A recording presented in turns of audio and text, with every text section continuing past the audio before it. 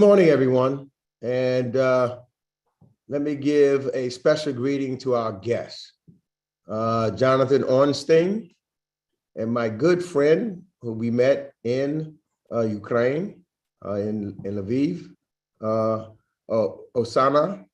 I'm gonna try your last name, Oksana, Nechyporenko. You almost did it. And Anh Nguyen.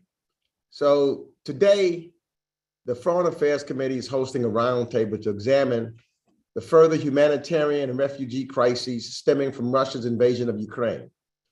You know, just weeks before the renewed war of aggression against Ukraine, I had the opportunity to lead a bipartisan delegation with members from this committee to Kyiv.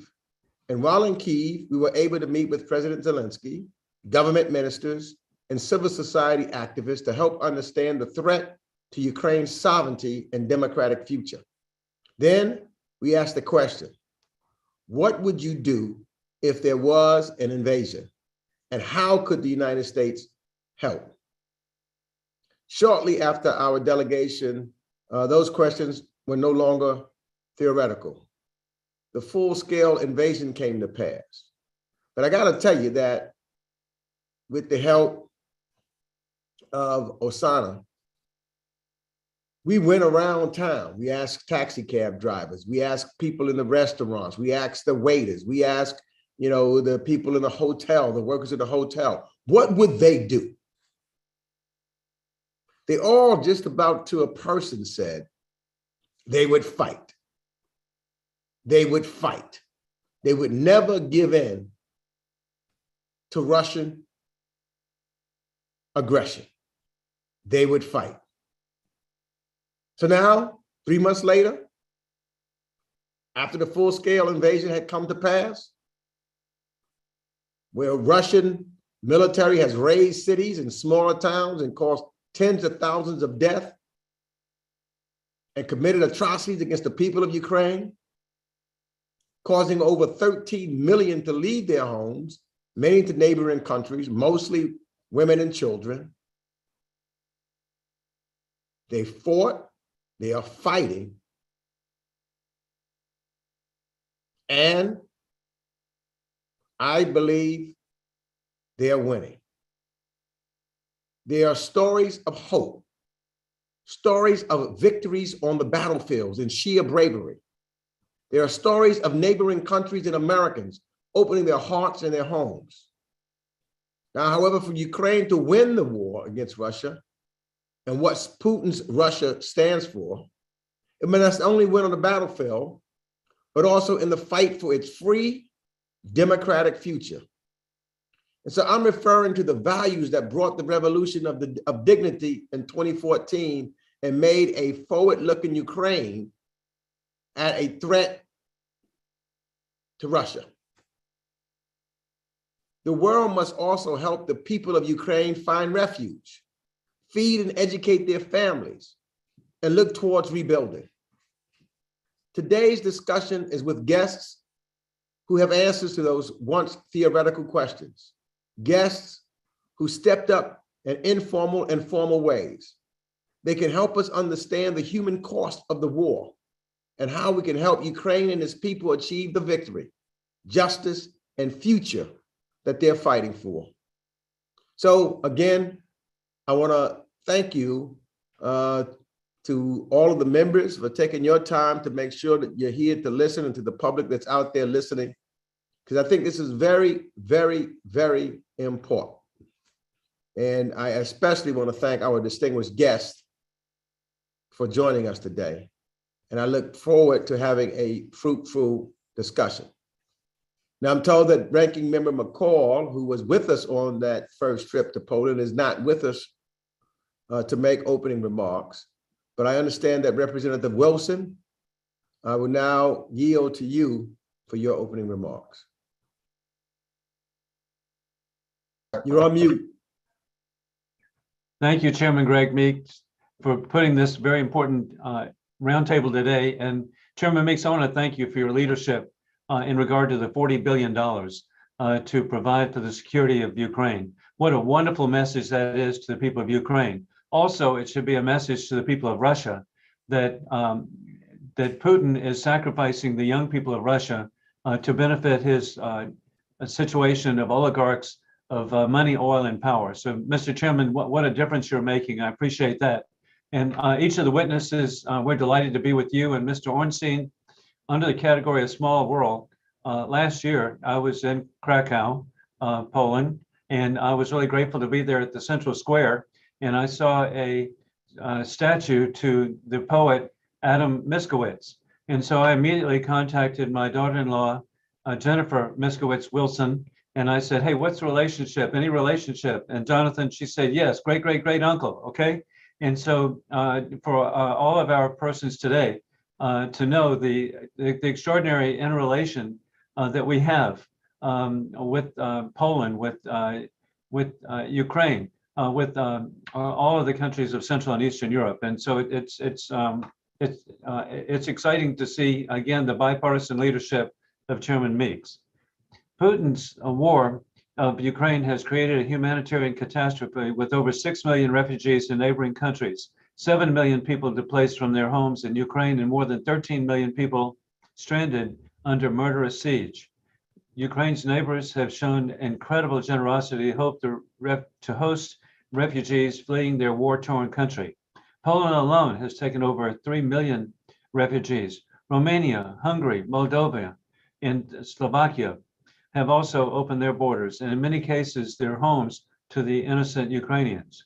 While many have chosen to flee further west, hundreds of thousands of refugees have instead chosen to stay close to Ukraine in the hope of returning soon. Mothers and wives and children not wanting to move too far from their sons, husbands, and fathers are being hosted by our Central and Eastern European allies. Moreover, the European Union has granted Ukrainians fleeing Putin's brutality a blanket right to stay and work throughout its 27 member nations for up to 3 years. They can also receive social welfare and access to housing, medical treatment, and schools. This solidarity with Ukraine is unprecedented and is needed to demonstrate to war Putin criminal that tyranny will not prevail. The international community has rallied around meeting these refugees' most urgent needs for protection, shelter, medical care, food, and cash assistance for the most vulnerable groups. I hope today to hear from our speakers from the region of the effectiveness of these international efforts to date and what more needs to be done. Let's be perfectly clear. It is war criminal Putin's actions that are pushing millions of innocent Ukrainians into urgent humanitarian disaster.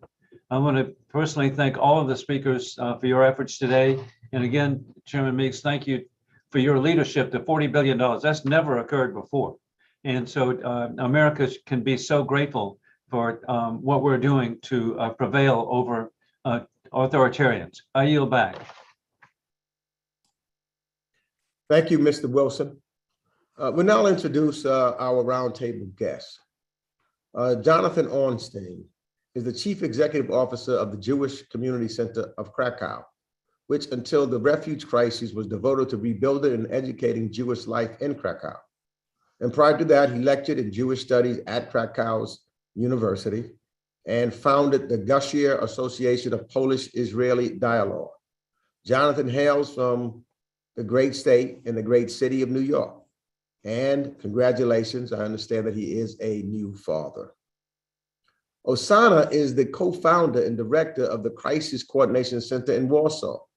Oksana was a participant during the Maidan Revolution of Dignity in 2014 and became active in the reform movement that followed the fall of Yanukovych, his government and invasion of Ukraine by Russia. On the day of the full-scale invasion in February of this year, Oksana was on a trip to Warsaw and has been working from Poland since. Her new role is to help lead and coordinate humanitarian and refugee support. And Anh Nguyen is the Chief of Mission for the International Organization of Migration, mission in Ukraine. Having joined the mission in 2019, before moving to Ukraine, Mr. Nguyen worked at IOM headquarters in Geneva, where he led the Migrant Protection and Assistance Division, which followed a number of postings within IOM. So I want to thank everyone for joining us today.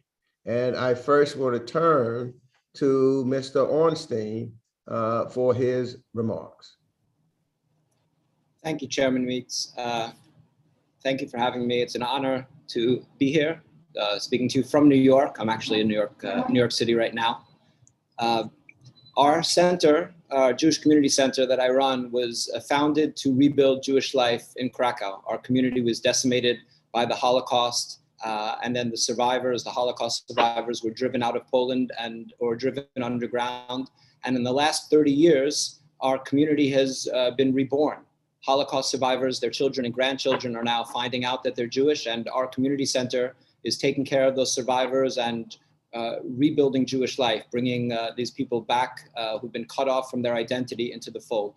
And that's what we were doing for the first 13 years and 10 months of our existence. And on February 24th, we woke up in Krakow to the news, as the rest of us did. We are about 3 hours from the border and about 1 hour from Auschwitz. And we are very mindful of the fact that our community was decimated, our Jewish community was decimated 80 years ago because the world was mostly silent. Not enough was done to support our community. And being mindful of that, when we saw what was happening in Ukraine, we made a decision right away that we were gonna do all we could to support Ukraine. Although we're not really, haven't been a humanitarian aid organization. And we were certainly, what was also very important to us is that we were gonna help everyone, Jews and non-Jews equally.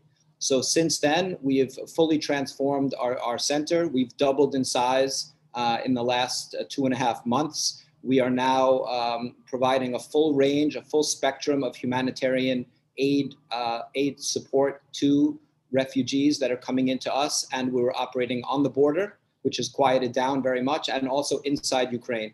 So tonight we are housing 425 women and children in hotels that we've provided, that we're paying for. We are feeding over 1,000 people a day. We've turned our center into a free store where these women and children, and I think it's about 97% women and children, are coming in. They can take food, diapers, sanitary items, hygienic supplies, whatever clothing, whatever they need. Another main focus of ours is psychological support. We all understand that these people have been through absolute worst that you can see, including sexual violence. And we have multiple programs that are up and running now to provide psychological counseling to these women, along with a safe space for women and children, daycare, legal services, and trying to provide a full range of activities. For us, the challenge is, as anyone might guess, funding to be able to do this. We're spending every month and a half, we're spending our entire annual budget on helping Ukraine. So doing something essentially much larger than our initial mission of just rebuilding Jewish life in our community. Luckily, the world, especially the United States, has been very generous. Private citizens and foundations have been very generous and have allowed us to continue to do this and to serve these people that have been dislocated and, as was said earlier, are waiting to go home. So most of them have fathers, brothers, sons, husbands that are in Ukraine fighting or somehow supporting the war effort, and they are staying very close to Ukraine. So we're seeing, although we're trying to help people move on where they want to, if they have relatives somewhere, if they want to go anywhere else in the EU or to the United States, we attempt to help them. But at this point, the refugees that are in Poland are not moving on. They're staying in Poland to see when they can go back to Ukraine. Just as an idea of the scale, Krakow is a city of 750,000. We have 150,000 or so refugees in Krakow, and the city itself is housing 10,000. So private citizens and NGOs like ours are doing much of the heavy lifting. Thank you. Thank you very much. Now, Oksana, I turn to you for your remarks. Thank you so much, Chairman Meeks.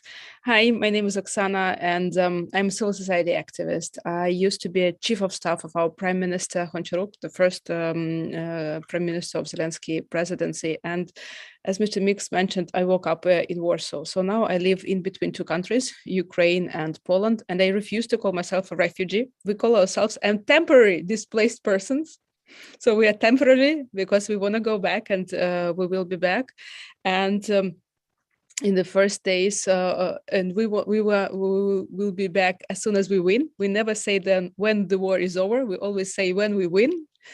This is, some terminology that gives us hope and supports us in that. And in the first days of war, we created this crisis coordination center to help Ukraine, but also Ukrainians in Poland. And now up to 30% of all humanitarian aid that goes through Poland goes through our hands and with the help of our team. And also we launched a huge hotline for the consulate and for Ukrainians, and we have several thousand calls a day. So that gives me opportunity to give you the feedback on what is happening there on the ground, both in Ukraine, but also in Poland, and as being a temporary displaced person myself. So the Chairman Meeks, but also Representative Wilson gave this the scale of the situation. And yes, we are looking with you. We are facing the biggest humanitarian crisis in Europe since the Second World War. And that sounds, like a news line, but it gives me much pain to understand that I'm talking about my country.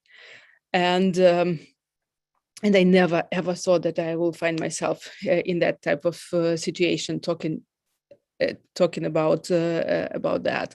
So around, as you mentioned, around 10 million people in Ukraine are now in the desperate need of humanitarian aid and support right now, because they are either in the besieged cities or cities that are occupied, or cities that were just newly freed, and they need a ready to be eaten food. Ukraine has this 8 million internally displaced people, and there are a number of regions who became the champions in accepting IDPs in Ukraine, and they are also the ones who are now the biggest recipients of humanitarian aid.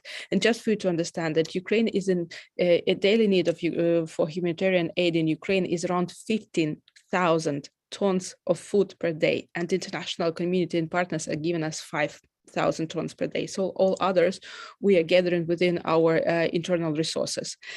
And you are totally right. 6 million Ukrainians already has left and fled Ukraine. And the biggest hit was taken by the neighboring countries, Poland, Moldova, Baltic countries, Slovakia, Romania. And as being a person that is Poland myself, I must tell you that we feel amazingly welcome in both government, but also civil society and people. We really feel this. We really feel this love and support. But more than 3.5 million people came to Poland. Half of them moved western, and I also have a good news for you. We did the research with the Polish government and our center, and 80% of Ukrainians are telling us that they want to go back as soon as we win the war. But I also have a bad news for you. Russians are doing their very good work in making our cities unlivable. They're deliberately destroying the infrastructure, the critical infrastructure, the water, gas, heat, electricities for us don't have a chance to go back to the cities or to rebuild the cities because they are shelling it at the same moment.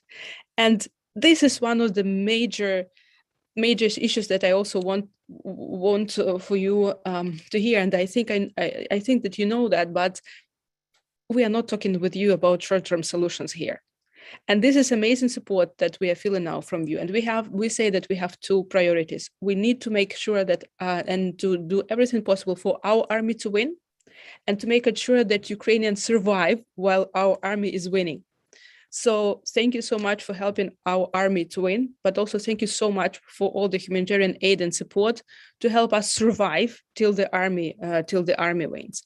But the idea is that we have not only to survive, but then we have to come back and to live in our country. And this is something that that we want you to understand that we are facing a long-term crisis. And the idea is that we need to understand that you can ensure, though, that this help and support that you are giving to us now can be transferred into some long-term policies. Because when we do understand that we will be unable to keep the interest to the country on the same level for all of the time. But we need to have your support at the same level for all of the time, because we are talking with you about millions and millions of people who have to come back to their cities that are unable for living. And yes, it's also about the huge support to the neighboring countries that took the biggest hit. We want them to understand that we thank them for all of the support that they are having, but they are unable to treat us only with their own resources, because we are talking about millions and millions and millions. If we are talking about humanitarian aid and support for Ukraine, it's also important to understand that we are in an urgent need of food, medicine, and fuel. This sounds like a very, very simple issues, but these are the ones. These are the ones that we needed. And also, I wanted to share with you kind of formula of priorities, because I see all the humanitarian aid support. We became kind of a one-stop shop front for international partners to help Ukraine. And if I can share with you, I think that there are two extremes: to give all the budgets you are having only to international partners and agencies like United Nations, or to give everything only to central government. Why these are two extremes? Because we need you to support our major institutions for democracy that we have in Ukraine. So I do work with international partners at United Nations, and they are doing an amazing job because they have such experience, but they never ever worked in a developed country with a stable government and developed infrastructure. So, and we do see that sometimes at some point, Central Kitchen fed more people than World Food Program. And that sounds outrageous.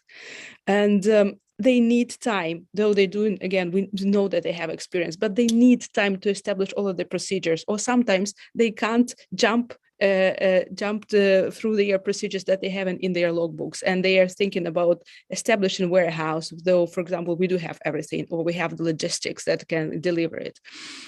So the ideal forum would be to support 30% to support the local self-governments. They are the ones who have the biggest trust for a level of trust for Ukrainians, and then they want who prove themselves capable. 30% also to give to NGOs, both international or local, but who are on the ground also, and who knows how everything is happening. And of course, 30% to give to our central government that is doing an amazing job. So that's the small feedback that I wanted to share with you, and I'm here to answer all of your questions. And thank you so much for your help. Thank you for help us surviving and winning. Thank you. Thank you so much. Now we go to Mr. Anh Nguyen for your comments. Thank you, Chairman, for the floor.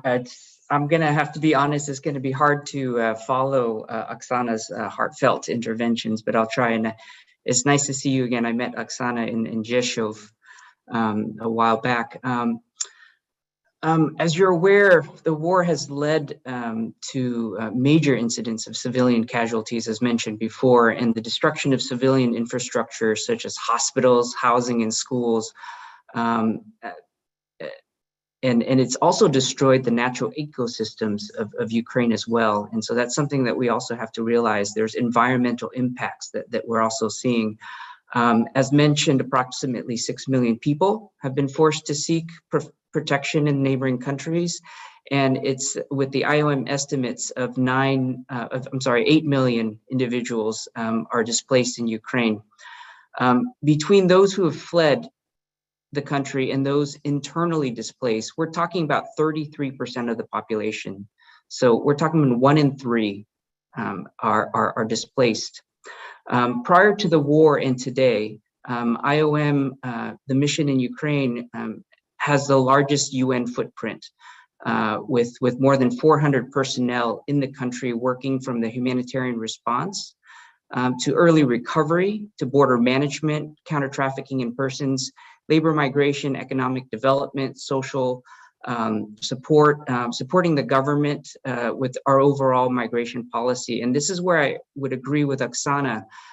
You know, we've been in the country before the war. We've been in the country since the 90s. And so we understand the need to also work alongside with the government because they are functioning. And I think that's the assumption sometimes a lot of the new actors coming into Ukraine make a mistake of knowing. The first months of the war, we have utilized more than $100 million in contributions and millions more in consigned goods from partner countries, including the US. And so we're very grateful for, it wasn't just the funding, but it was also the supplies that, for example, USAID had provided and pre-positioned in partnership with us even before the war started. And this was done to ensure that the most urgent humanitarian needs are immediately met. And through our government partners and also civil society, it includes working with over 40 civil society partners, the delivery and distribution of approximately 50,000 metric tons of humanitarian goods, including hygiene kits, water, containers, mattresses, blankets, kitchen sets.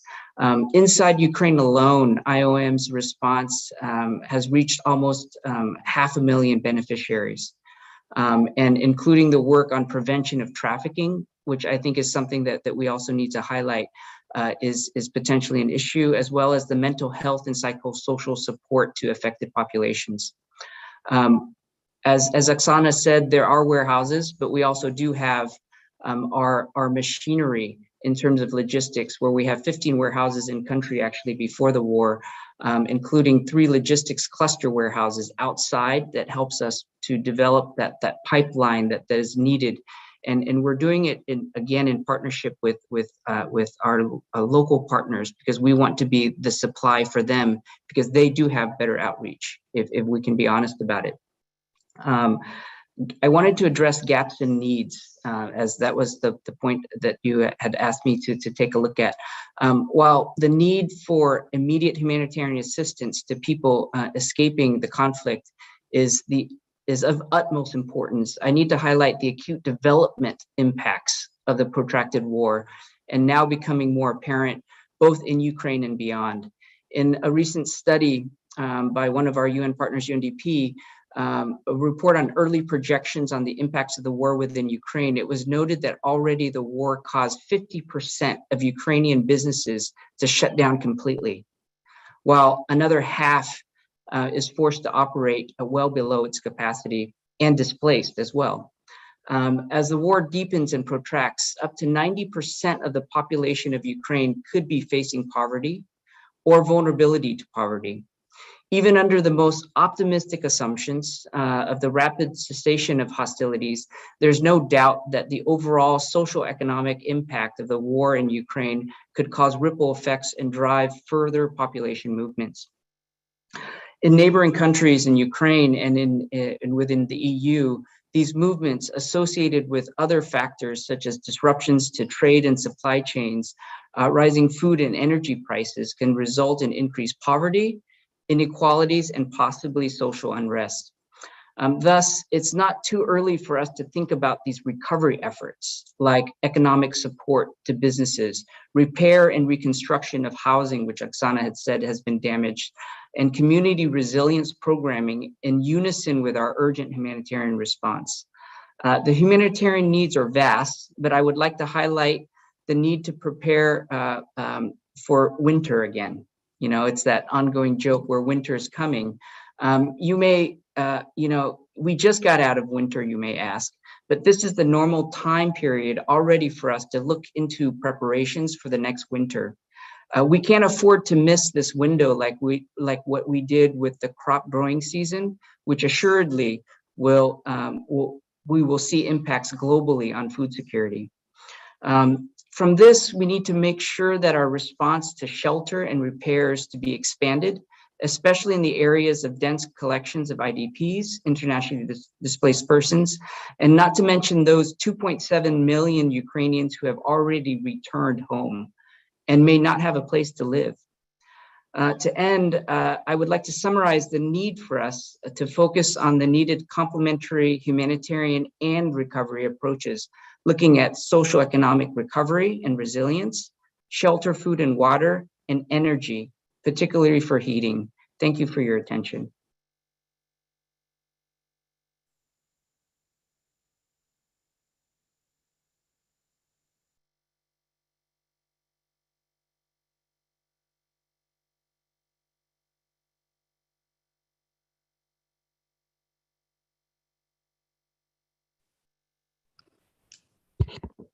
We will now turn to Representative Wilson for his questions.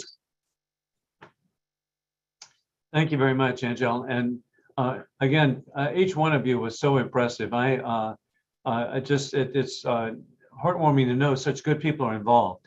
Johnathan, I'm startled that we're reliving September 1939, but I really appreciate the leadership of Chairman Greg Meeks, that instead of 1939, where we said, well, that's a long way away, we'll get to it later. No, with the $40 billion, Chairman Meeks is really making a difference that we're addressing this now, and so that we can avoid a greater conflict. Indeed, Oksana, as you were saying, I never imagined this in our lifetime. No, we didn't.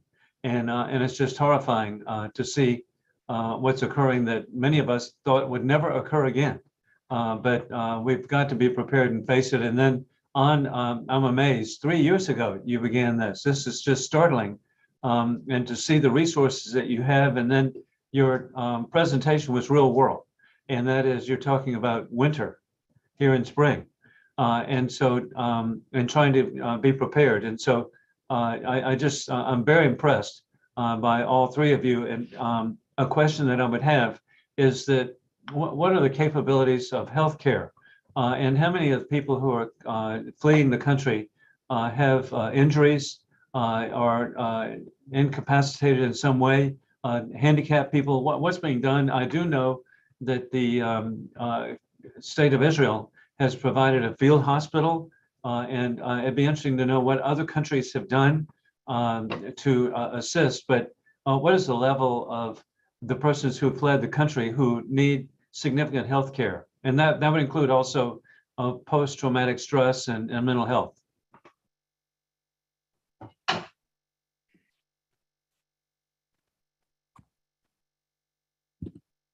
I'm ready to start answering if it's okay.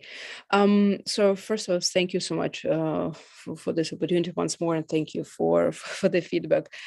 So you are totally right about post-traumatic stress. We'll be facing the hugest. We are now facing. I can't talk about this without tears. We have hundreds of calls from all over Ukraine, because I also support a number of initiatives in Ukraine with people who suffered, who became victims of war, and also victims of sexual violence, including women and children. And the scale of that is absolutely enormous, and Ukraine is not prepared for that. We don't have enough experts, psychologists, trainers to deal with that. So that should be one of the biggest priorities for the. If we have a infrastructure rebuilding, probably we would have to think about emotional and psychological rebuilding or revival for Ukrainians, then for us to have the opportunity to rebuild the country. So this is something that you're right, we really have to think about, and the scale is absolutely enormous. The need for the healthcare system is not working. It's not operating to the full capacity for sure, because what Russians doing, they are destroying our hospitals. So there are a number of countries that are bringing field hospitals. We help to deliver a number of them to Ukraine, both to Western Ukraine, but also to the central and to the eastern regions. And medicine is one of the top priority support. One of the projects that are now also our international partners are working is Medivac, medical evacuation, to ensure that the Ukrainians can get help. And there are a number of countries that are helping us to evacuate people and to treat them. But I think that my colleagues maybe have more like systematic information about that. I just have these huge feedbacks about psychological support and health that will be needed for a long time, unfortunately. Thank you. Thank you. Okay, Hey, as we conclude on that, I want to point out too, that as you point out that 90% of people may be in poverty due to what's occurring. We need to put that in perspective. When I was in Kyiv in December, what really impressed me were the 6 and 8 lane boulevards filled with brand new SUVs. That's not a country. I felt like I was in Queens. And so, and it was such an advanced society. And so it's just horrifying. So again, look forward to working with our chairman in a bipartisan manner to assist the people and be proactive for the people of Ukraine. Thank you. Okay, I'm back. Sorry, technology hit the power button and everything went off. But so let me start with my questions, and thank you, Mr. Wilson, for moving forward. Let me start with you, Mr. Anh Nguyen. IOM is a standard bearer for international work in promoting humane and orderly migration as a benefit to all. And given the horrific circumstances amidst the Russian invasion and your experience, how humane and orderly has the migration been? And what successes have you seen? And importantly, given some of the reports that we heard of mistreatment of non-white immigrants, can you speak of the shortcomings also? Way to put me on the spot, Chairman. No, I think those are really important questions. I mean, I'll start with the positives first. I mean, this is where it was amazing to see the level of solidarity between our neighboring countries, and I really think that the temporary protection directive is playing a very important role, because it also provides not only legal stay, but it provides the ability to access social services, medical, as well as the labor market. And so what we're doing in working in conjunction with the other IOM missions in those countries is to continue to monitor and to be able to provide access for those who may need the support to be able to ensure that they are getting the rights that they have. It's very unfortunate to hear the instances of discrimination for those who of those third country nationals, and we've been trying to address that at all of our levels. There was also you saw some instances that were happening at the borders. You saw instances that were happening for those who may not have the right access when they're crossing or when they're in the other countries. And so it's very important for us, and especially for the leadership in IOM, to continue to advocate for that. And when we do see, or when we're able to address those individually, but we also need to address those systematically. And those discussions have been made at the capitals as well. Over. Thank you for that. And from my own experience, particularly when we visited, we saw thousands, and at that time it was hundreds of thousands of individuals crossing the border. And it's questions that we've asked, and I saw of mostly women and children crossing the border, many of them not knowing where they will see their husbands, their fathers, their grandfathers, their uncles again. And most of them just carrying a suitcase. It was cold at that time. But I also saw the people of Poland welcoming them in and bringing them to their homes, with people that you did not know, bringing food and blankets. It was a sight to be seen. And as you said, I know that there was a law that was passed, a non-discriminatory law at the border that was given to the Border Patrol folks by the government of Poland. And in my conversation with Mr. Zelensky, things were being corrected in that regard. But I wanted to make sure we got that out there, because it's important to see the overwhelming, I believe, story of the humanitarian care that took place. It was really kind of inspirational, but also we had to put fixes in when you have this kind of crisis to get done. And like that, also, Mr. Ornstein, how would you describe the support that the American Jewish community has given for the cause? I see it, and maybe you want to add something in on your experiences, that you had in regards to the promoting humane and orderly migration. But how do you describe the support that the American Jewish community has given for this cause?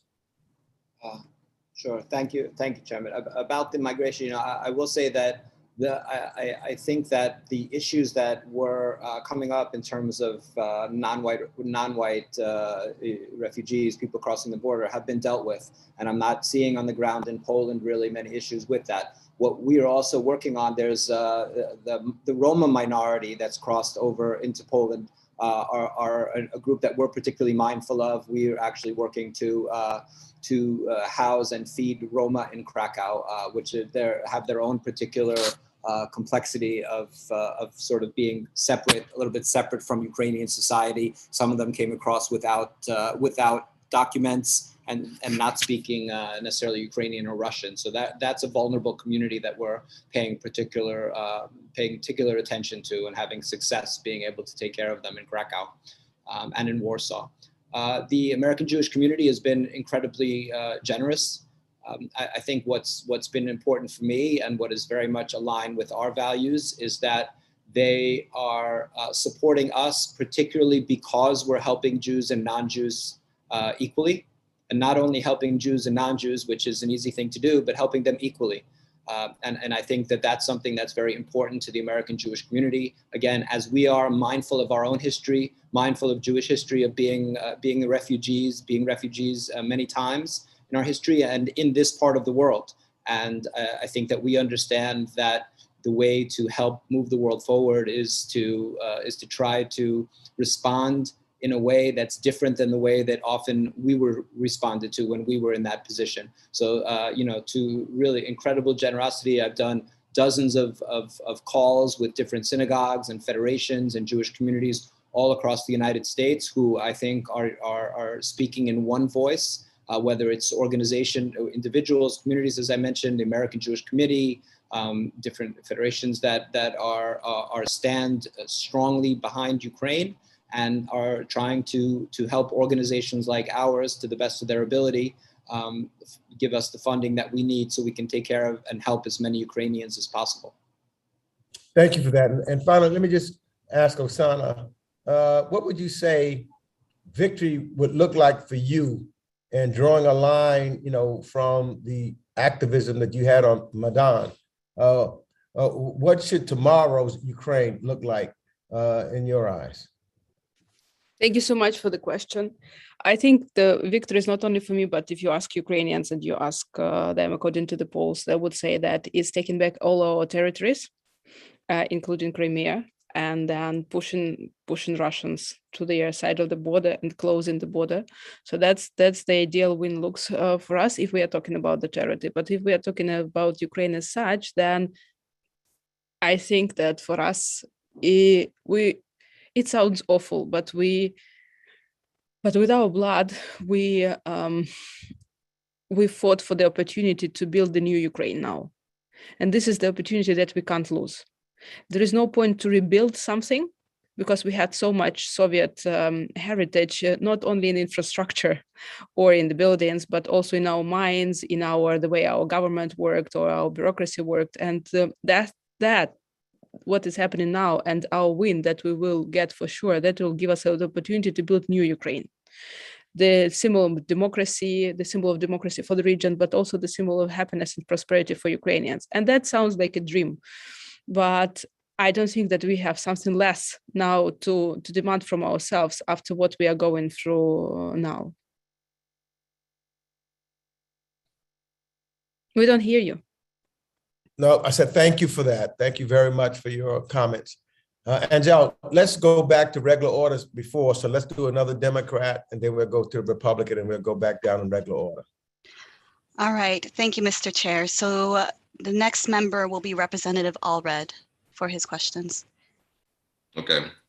Well, thank you, Chairman Meeks, for holding this, and thanks to our guests for joining us. I think that what Oksana just said is really important. And Oksana, it's good to see you again, my friend, along with the chairman and some of my colleagues here on this video. We were able to go to Kyiv in January and see that beautiful city, meet with all the officials who are now becoming world stars in the Ukrainian government. But Oksana, I think you're right about the symbol that Ukraine has become for democracy, for people standing up for their right to self-determination. I think in the most important ways, you've already won. And that's because you've shown the world, what determined free people can do. And, all of us were told before the war, and, you and I spoke about this in January, that, if the Russians invaded at the scale of the number of troops that they'd amassed, that it would be a number of days before Kyiv fell. It would be a number of days before the Zelensky government fell. But I also remember, Alicia telling us that if Ukraine was invaded, that she was going to get her white wine and her Kalashnikov, and she was going to defend her country. And we've seen that spirit from the Ukrainian people. And I just want to say it's been inspiring to me. I think it's been inspiring to every American who's been paying attention. But Oksana, you also allowed us to meet some of your friends in Kyiv, artists, filmmakers, people who were not part of what we consider to be the war effort. And you've also yourself been displaced. And so just for my colleagues, for anyone watching, I wonder if you could just share some of your personal experiences and some of the experiences of your friends, just to kind of bring home what the role of our aid has been, what your experience has been, and where you think we can help folks in your position. Thank you so much for this question. I'm also so happy to see you online, but anyway, to see and to talk after the meeting in Kiev. So you're right. The number of my friends. I mean, we are all now in war, and I heard this word only from my grandma, who survived the Second World War, and I never thought that I will be the one who are telling you about my war experience. So the majority of my friends. So if we are talking about the male friends, and they are like politicians, they stayed in Kiev. They became lots of politicians now in Ukraine became a part of territorial defense, and they are actually fighting. Like even the members of parliament, they are actually they took the training, and they are on the front line now. If we are talking about my friends who are not connected, who are not, as you say, like directly connected to the war, but it appears that now everything in Ukraine is connected to the war. So, for example, my friend Oля, the producer, maybe somebody remember you. We met with her in Kiev. She started to support international journalists who were coming to Ukraine to help them film what is happening, and now she's documenting war crimes. She and her team are documented war crimes, and actually I put her in touch with some USAID colleagues, and she'll now get some grant. She already got some grant for her helmet and like personal equipment to keep her safe, and then for some equipment just to film it.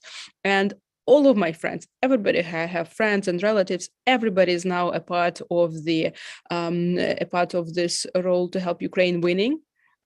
So everybody is doing humanitarian aid and support, getting the humanitarian aid, or bringing cars to the army, fundraising, doing something. So you can't find now none of the Ukrainians who are not somehow trying to help the war. And if you are talking about the displaced people, like the temporary displaced people, like in other countries, the only thing that helps us is also helping Ukraine. So if you work 20 hours a day, this is something that helps you not to think each time of what is happening, and not to read the news all the time. And also, for the first time in my life, the part of my brain that is responsible for long-term planning is just on pause.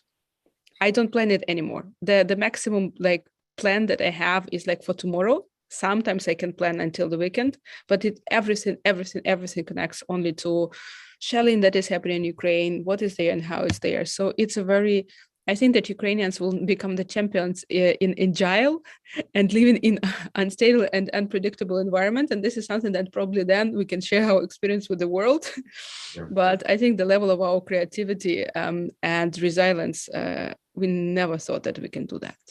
Well, thank you. My time has expired, and I appreciate that, Oksana. Mr. Nguyen, I hope at some point, with maybe some other colleagues' questions, or if you have time, you can respond to what you said about working with a functioning Ukrainian government in terms of international assistance and why that's different from working with, maybe in a less functional governmental setting. Because Oksana and I have spoken about that. I know that's an issue. So thank you, Mr. Chairman. I'll yield back. We'll now turn to Representative Issa for his questions. Thank you. And I want to take a slightly different set of questions, but equally to your expertise, Oksana. The recent reports issued by the UN mentions or predicts 1.5 million out of the 5.9 million who initially left Ukraine have returned. Could you help explain the makeup, if you will, the breakdown of those 1.5 so we can understand sort of the back and forth and how we could better serve the entire population? So thank you so much for your question. You mean who are these people, like the portrait of people who are getting back, coming Sure. back? I mean, we know, for example, that some were men of military age who left to take their families to safety and have now returned to the fight. We know that some are farmers who saw the opportunity to still plant their fields because of aid and are now working. But I'd like to understand that 1.5, because in most refugee situations and in most war situations, it's a one-way street. Ukraine border, particularly the Polish border, tends to be much more porous with this back and forth. And I just wanted to get a feel for it, because one of the questions, and it's a follow-up question, is how do we project the aid for those who are permanently outside, and the reimbursement? How do we project for those who are coming back? What can we do to assist that transit if appropriate? All of those sort of questions fall from that first question of it's such a large percentage. Yeah. I must tell you frankly, so we did a number of researches together with Polish government and the number of governments that are around 80% of Ukrainians want to go back home as soon as we win.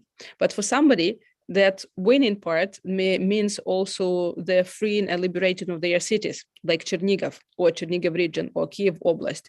And that's something that's important for you to understand. We want to go back home, and we want to rebuild our homes, and we want to stay there. So for the ones for us, it's not the opportunity to go to other countries. And now it's, if you ask Ukrainians, and again, I understand that part.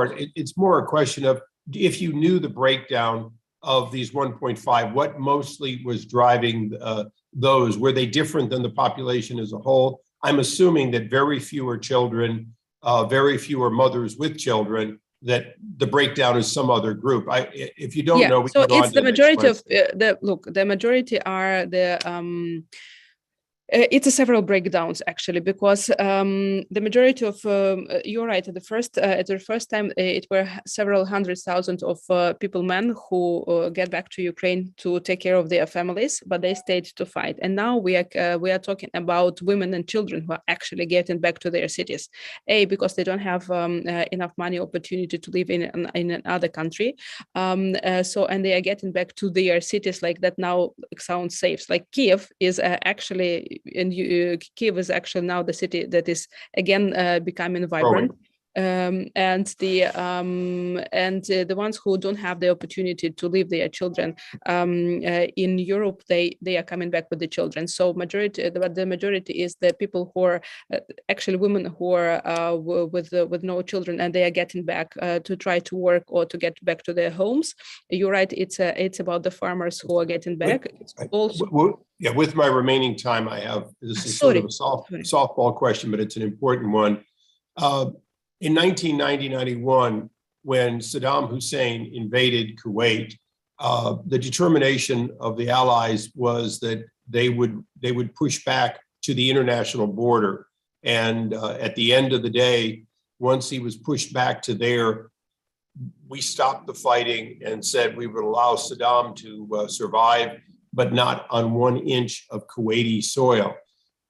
Since 2014, when the Obama administration allowed Crimea and other portions of Ukraine to be taken and held, we have violated that history. Is there any real long-term stability for Ukraine unless all of internationally recognized Ukraine and Crimea are returned?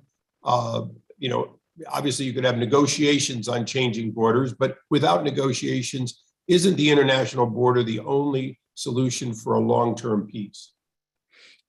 Again, if you ask Ukrainians, they want our territory back to 1991 as we know it, including Crimea, including temporary occupied territories. This is how Ukraine sees our sovereignty and independence. And now, while losing so many lives for Ukraine, we want full Ukraine to be back. And for us, it will be the formula of our independence and sovereignty, and putting Russians back to their borders. And coming back to your first questions about how international community can help Ukrainians who are getting back, we need your help in rebuilding the cities. We need somewhere to turn back to, and this is the priority for us. Thank you, Mr. Chairman. I yield back. Representative Manning. Thank you, Mr. Chair, and I'd like to thank all of our witnesses for being with us today to tell us such compelling stories about what is happening with the Ukrainian people. Mr. Ornstein, I'd like to start with you. I've had the privilege of visiting with the Jewish community in Krakow, and I know how much work has gone into rebuilding that community after the devastating losses experienced during World War II and the Holocaust. Can you tell us how the Krakow Jewish community has been able to mobilize so quickly to support both Jewish and non-Jewish refugees from Ukraine? And I know that the Jewish Federations of North America has run a special fundraising campaign for Ukraine. You mentioned the enormous cost of providing the services and relief you're providing. Are you receiving any funds from the Jewish Federation campaign, either directly or through the JDC? Yes, thank you. Yes, we are. So we are receiving, what's really, I think, quite amazing as a small institution, we've received over 3,200 individual donations. So our efforts have been in the media a lot. We've been in the New York Times 5 times this month, CNN, ABC News, and that's really helped put us out there. So we're receiving support from both individuals and from the federation system and individual federations as well. So the community has been very generous with us, and we're hoping to be able to continue to raise the money to allow us to continue doing what we're doing. The needs, of course, are almost endless, but we are focusing on doing our piece, what we can in Krakow. I just wanted to maybe very, very quickly talk about the previous question with the people going back. I think that the statistics don't always reflect the fact that people are going back and forth. So if somebody crosses back into Ukraine, it doesn't mean that they're staying in Ukraine. We're seeing a lot of people that go back to visit their parents, grandparents are in Ukraine, husbands, family are in Ukraine. They go to Kiev for a day or two and then come back from Kiev and come back into Poland, their neighboring countries. So it's worth understanding that those numbers aren't absolute statistics. And if somebody crosses back in, they don't necessarily stay in Ukraine. The borders are very fluid, especially these days when there aren't tremendous waits at the border and people, aren't waiting. Women were waiting 48, 72 hours at the border, and that's no longer the case. So are your biggest needs financial? I know we have people in my district who want to send supplies, they want to come over and work. What's the best way to be helpful to you? Yeah, so the greatest needs for us are absolutely financial. It's costing us a tremendous amount of money. Housing, 400, that number is going up. Probably soon will be 500 women and children that we're paying for every night, feeding 1,000 people a day. And we, obviously don't have the capacity. We're a tiny community center, although we are the largest Jewish organization in Poland. So absolutely the resources are needed. We have a 501c3 in the United States, a Friends of organization. So it's very easy from the United States to help give us support that we need. Thank you. Thanks so much. Thanks so much. Mr. Nguyen, you've given us some insights into the tremendous needs of the displaced people and the tough future that they're facing. I'd like to ask specifically about the children. How many school-aged children are attending school, whether they're in Ukraine or they are in Poland or elsewhere? Are they able to attend school? What kind of learning loss are we going to be facing with them? And are there language barriers where they are unable to attend school because there aren't teachers who speak their language? Thank you for that question, Representative. In Poland, for example, because the languages are somewhat similar, it's actually been a little bit easier for the students to absorb, and they're actually hiring Ukrainian speaking teachers and Ukrainian teachers who are also within the temporary protection status. And so it's been, from what I'm hearing, the access for education for kids in Poland, for example, has been very, very positive and very good. In Ukraine, this is the issue where it kind of also ties in with what we call collective centers, or places where the community has responded so well to provide immediate support to IDPs for the internally displaced populations. And so schools were the ones that actually jumped out within the community and started housing IDPs. And so what we're trying to do now is to, the schools have pretty much been online, and they haven't been fully functional. And so what we're trying to do now is actually prepare the schools to be ready for the next academic year. And so what we're trying to do is to start working with the municipalities. And this is where it goes back to the previous representative's question on our working with the government, because we work with the government to ensure that we are coordinating our efforts so that, where do we now put the IDPs so that it's a better situation for them in the mid-long term, so that we can actually free up the schools for the teachers to teach and the schools to school. Thank you. Thank you all for the important work that you're doing. I know Ms. Nechyporenko, you want to get in there, but my time has expired. So hopefully you can give us more information in writing. And Mr. Chair, I yield back. Representative Young Kim. Thank you very much. I want to thank all of our witnesses for joining us today. I want to direct my first question to actually all of you. If you have experienced any Russian interference with your humanitarian operations, either physically or in the cyber domain. Yeah, I can reflect to the experience that we had in Poland, but it was back in the first days.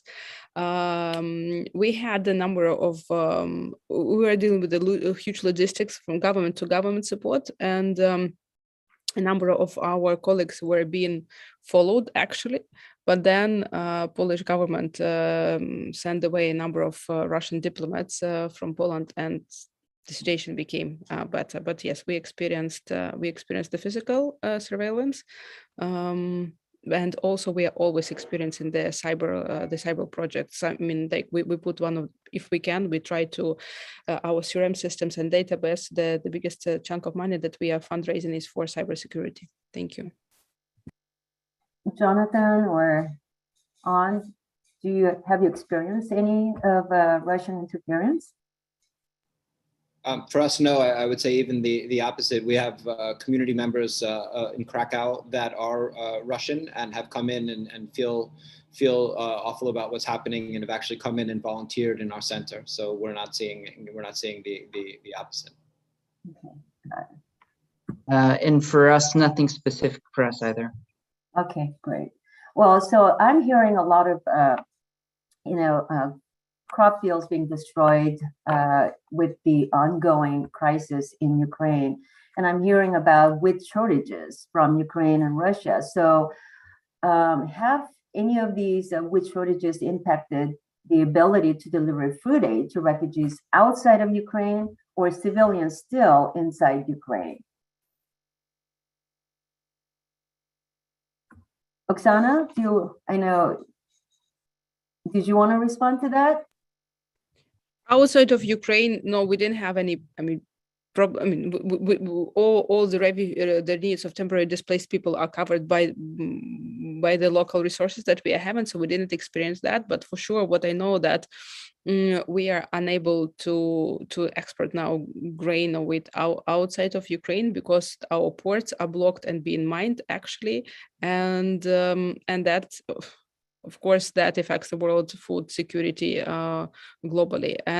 But the biggest threats, as Mr. Nguyen mentioned, is really for winter and for autumn, because we didn't plant everything, so it will be problematic. But I don't know about the shortages in the neighboring countries. Sorry. In Poland, we're not seeing any shortages of anything. Everything's available inside Poland to be able to buy. It's just having the resources to be able to purchase what's needed. Sure. I know this is, I mean, you've been saying this, Mr. Ornstein, that your greatest need right now seems to be getting additional financial support. So can I ask you where you're getting the majority of your funding so far? Yeah, so from private sources, from either individuals within the American Jewish community or American Jewish organizations like federations, different synagogues that have visited, different large American Jewish organizations and individuals. So mostly, but not limited to the American Jewish community, but that's where the majority is coming from. Are you getting any support from our federal government, like USAID and other organizations or agencies that's already, providing humanitarian support? Yeah, not yet, but we would be very welcome to begin having those discussions and look into that process to do that. And is there any specific kind of aid that refugee populations are most in need of right now? Obviously, we can think of food, water, medicine, anything in particular? For us in Krakow, it's housing. That's the real challenge we're talking about. If these people have nowhere to live, it's very difficult to source apartments because it's a tight market to begin with. Krakow is a very visited, very busy tourist city, so there aren't that many hotel rooms. We're essentially moving people around all the time as that number is growing, and our goal is to be able to, all these women and children that don't have a place to live, we're trying to put them into hotels, but then we're moving them from one to another. It's a little bit like playing Tetris with the hotel rooms that we're trying to figure it out. So there's not that much available, but we're doing our best to try to make sure these people have a place to live. To all the other panelists, any final words about what more we can do to be able to support the humanitarian work that you guys are doing? If I can jump on that about the displaced people, like in other countries, like we discussed the education in Poland. So up to 30% of Ukrainians, they didn't send their children to school here in Poland because they expected to get back to Ukraine. And then they are now looking forward to see some Ukrainian schools in Poland. And this is some like new challenges, because we are now thinking, we understand that it's a longer run than we all expected, and these neighboring countries, they are very open for us and welcoming, but they can't sponsor those types of schools, like Ukrainian schools on their territory. So this is something but they are ready to support Ukrainians in doing that and hiring Ukrainian teachers if we find the financing for that. So this is the new challenge that actually we'll be looking at, and we'll be probably turning to international community to help us do that. And a general feedback would be please support more like local NGOs that are on the ground. I mean, they really know what they are doing, and local NGOs on the ground in neighboring countries that took the hit, but also local governments and self-government in Ukraine, because they're also on the ground and they understand it. Thank you so much. Thank you very much. I want to commend all of you for doing your work to help those people that are fleeing the conflict right now, and our hearts are with the Ukrainian people. Thank you so much. Representative, my apologies. Representative Wild. Thank you so much. I'd like to direct my question to Mr. Ornstein. Sir, thank you for the extraordinary work that you are doing every day. Your organization is obviously providing vital assistance to Jews and non-Jews alike. But could you speak to some of the most striking aspects of welcoming Jewish refugees in your experience? And before you do, I'm going to ask my second question. You can incorporate your answer to that in. My concern, of course, is that Poland obviously has there's a tragic history of deeply entrenched anti-Semitism that unfortunately, I believe you would know better than I, still manifests itself today in Poland as it does throughout Europe and in the United States as well. Could you describe your assessment of the current level of anti-Semitism and any particular prejudices that the Jewish refugees may face? With that, I yield to you. Thank you. Sure. Thank you for your questions.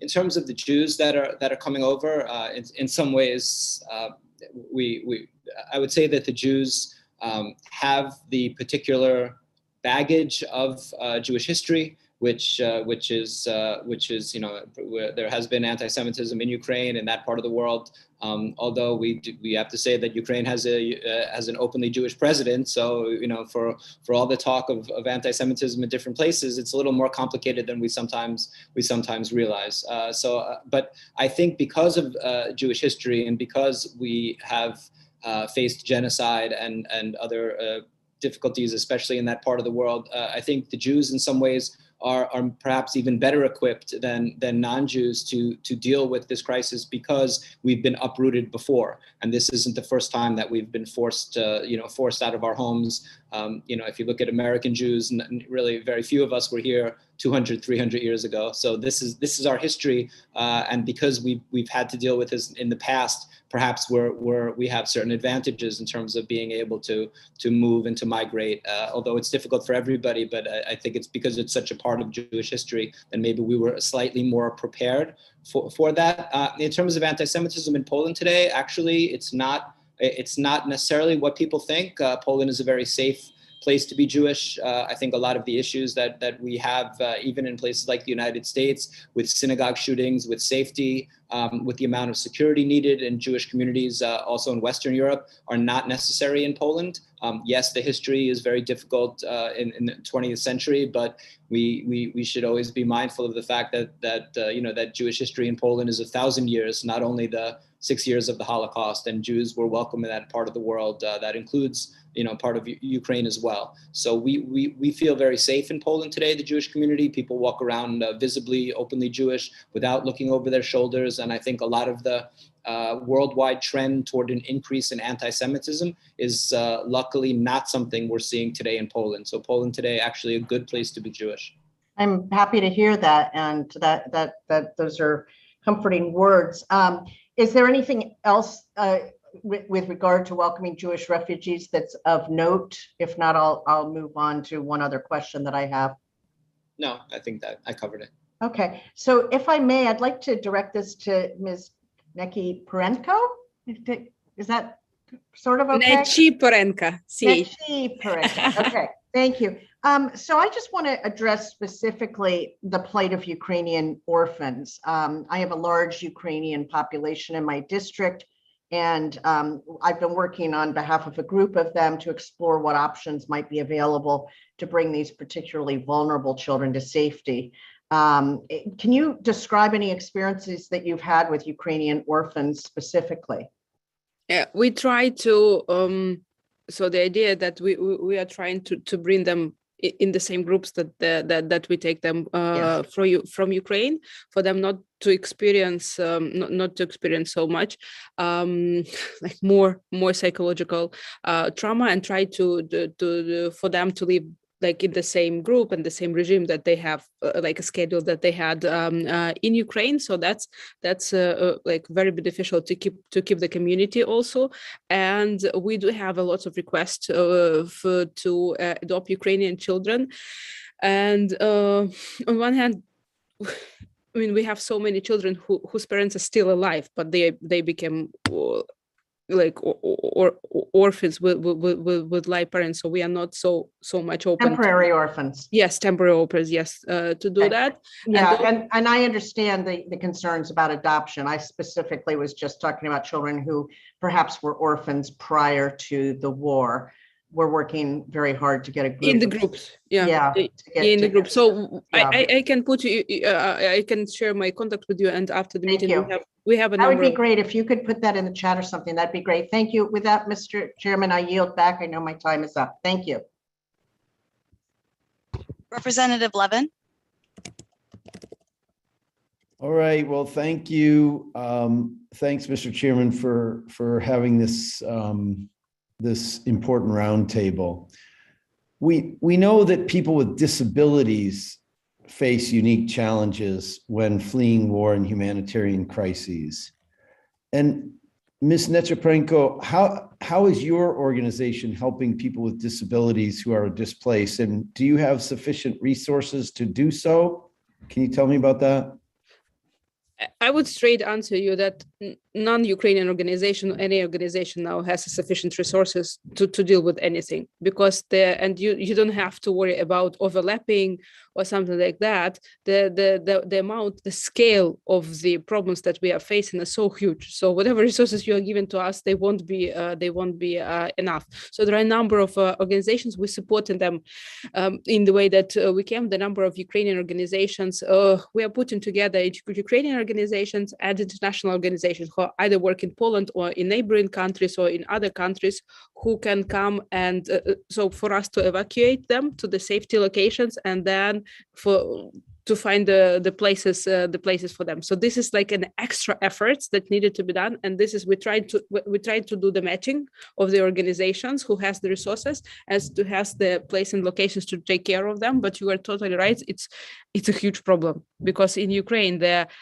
opportunities for them now are so small, and there are the number again of volunteer organizations on the ground who are trying to help them all the time, and nothing that we are doing is enough to cover that. Okay. All right. So we'll have to pay attention to that. Yes. And we'll try to help with that. Well, while it's encouraging that some displaced Ukrainians are returning home or want to do so in the near future, we're seeing this in media reports, we know that many will not be able to return anytime soon. Mr. Anh Nguyen, how is your organization planning for long-term displacement, and how are you ensuring that social services, schools, and opportunities to work will be accessible to these populations? Thank you for your question. It's the lucky thing about this is the fact that our neighboring countries are as you mentioned, European allies, and with the temporary protection in place, my understanding is that the European response is committed to ensuring that there is, as long as the war exists, the protection that's afforded to them from the social economic perspective as well. And so I think it's just for us now to track and see how that's going, for us to ensure that we have some protection mechanisms that is non-government, to be able to understand what's going on, any cases of infraction or anything else like that. But right now we haven't seen that as a longer term problem as of yet.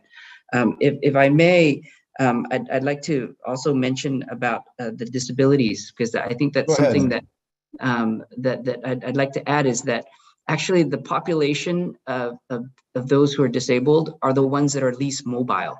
Right. And so those are the ones that we're actually more concerned about, not the displaced population that is disabled, but the ones that couldn't move. Mm-hmm. And so this is the area which we are very much concerned about in terms of those who are still in the social institutions.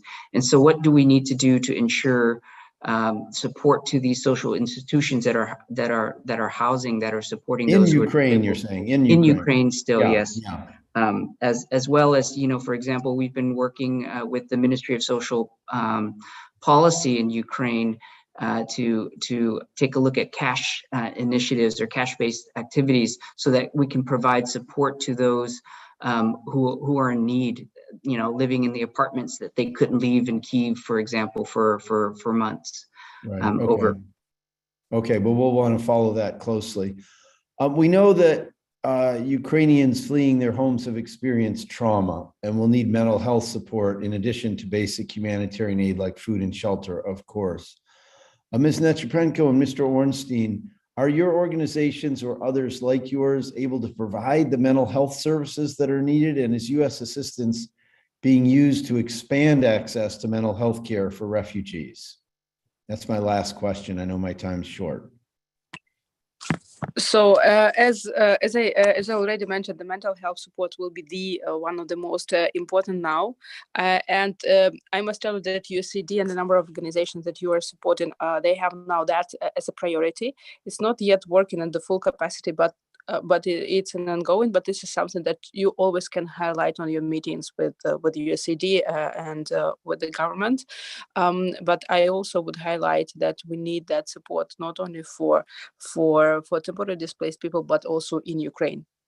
Right. Because the number of people affected by war, psychologically, they are psychological victims of war. It's huge. Thank you. I would just add that I fully agree, and that's a priority for us as well. We've actually partnered with certain Israeli NGOs that have a lot of experience. Israel's very, in terms of trauma care.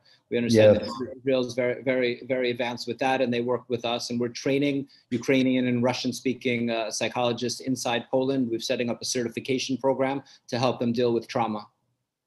That's outstanding. Sadly, Israel does have a lot of experience with that. So, all right, Mr. Chairman, thanks. Those are all just such important matters. I appreciate all of your all's incredible work to support the Ukrainian people, and I yield back.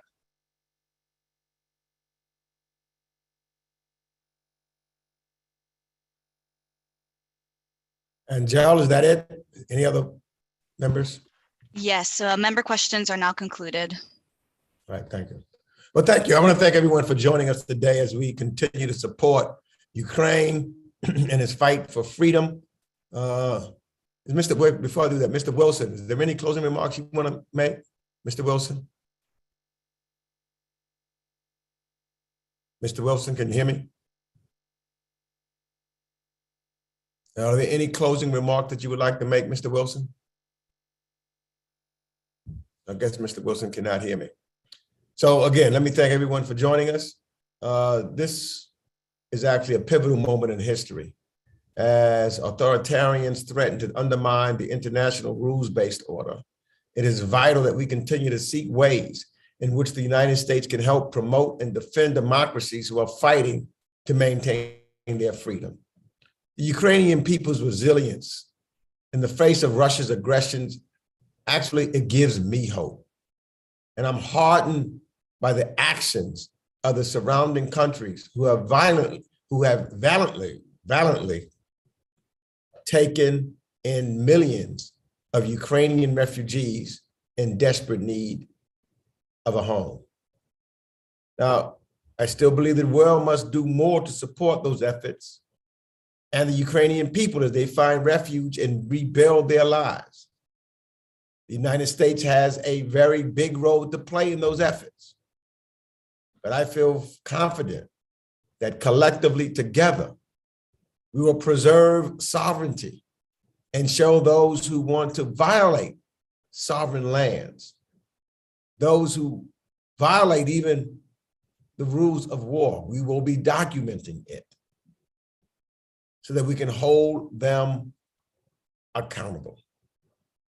I want to thank our guests for your time, for your insights, and I look forward to continuing to engage with you and this committee because we will continue to engage on these issues and try to hear from a variety of different people and the effects that it's had on them. And one of the things that I heard, and I thank you, is going to be the tremendous need for mental health.